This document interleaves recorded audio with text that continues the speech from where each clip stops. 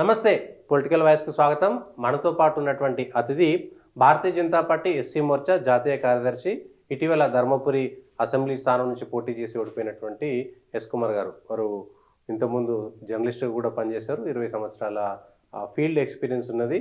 వారిని అడిగి రాష్ట్రంలో ఉన్నటువంటి రాజకీయాలు, అదేవిధంగా భారతీయ జనతా పార్టీలో ఏం జరుగుతుందో అడిగి తెలుసుకునే ప్రయత్నం చేద్దాం. నమస్తే కుమార్ గారు. నమస్కారం సార్, ధర్మపురిలో ఓడిపోతామని తెలిసి పోటీ చేయాల్సినటువంటి అవసరం ఏమొచ్చింది?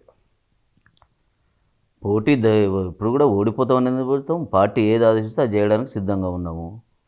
ఇప్పుడు కొత్త కాదు కదా, మేము ప్రతి దగ్గర భారతీయ జనతా పార్టీ 111 మంది పోటీ చేసిండ్రు, 8 మందే గెలిచిండ్రు. అట్లానే అందరూ అదే ఆలోచనతో ఉండరు కదా. ఖచ్చితంగా పోటీ చేయాలి, భారతీయ జనతా పార్టీ గుర్తును కింద దాకా తీసుకెళ్లాలా, అవసరం ఉన్నప్పుడు గెలిచి. మరి 8 మంది ఎట్లా గెలిచిండ్రు? అదే ఉంటుంది. అదే ప్రజల ఆలోచన ఉన్నప్పుడు, ప్రజలకు సంబంధించినప్పుడు తప్పకుండా గెలుపు ఓటమి అనేది ప్రజా న్యాయం మీద, వాళ్ళ యొక్క తీర్పు మీద ఆధారపడుతుంది. అయితే ఓడిపోతామని తెలిసేందుకు ఓడిపోతామని తెలిసేప్పుడు చేయలేదు, పోటీ చేయాలనే చేసినాము.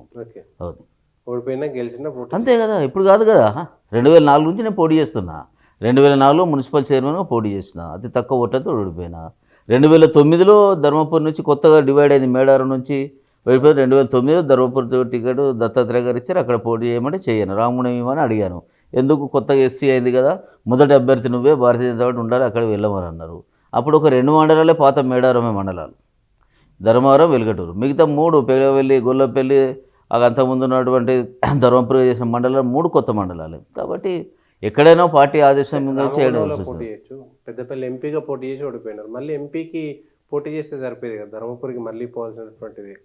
అంటే నిజానికి ఇక్కడ మరి పార్టీ నాయకత్వం ఏం ఆలోచించిందో తెలియదు. తప్పకుండా కిషన్ రెడ్డి గారు వెళ్ళి పోటీ చేయమంటే తప్పకుండా వెళ్ళి, సరే అండి మీరు ఎప్పుడు చెప్పినా ఏదైనా కూడా చేయలేదు, చేస్తా అని చెప్పడం జరిగింది.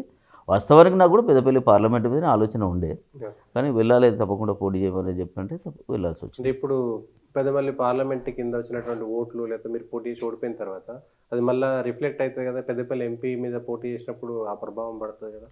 ఉండదు, ఎందుకంటే మేము ఎక్కడ పోటీ చేసిన దగ్గర గ్రామాల్లో తిరిగినప్పుడు, లేదా మీద అందరూ కూడా ఓటు కరువుగా ఉంటే బీజేపీ సింపథైజర్లు కానీ ప్రజలందరూ కూడా వాళ్ళు ఒకటే మాట, ఇప్పుడు వదిలేయండి, పెద్ద ఓటు మీకే వేస్తాం. భారతీయ జనతా పార్టీ ఎంపీకి నరేంద్ర మోడీ గారికి మీకే వేస్తాం.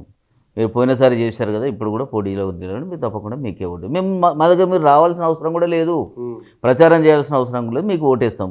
ఈసారి మమ్మల్ని దయచేసి ఒత్తిడి చేయదు. ఇలాంటి మెజారిటీ ప్రజల నుంచి మండలాల్లో తిరిగినప్పుడు ఇలాంటి అభిప్రాయం వచ్చింది.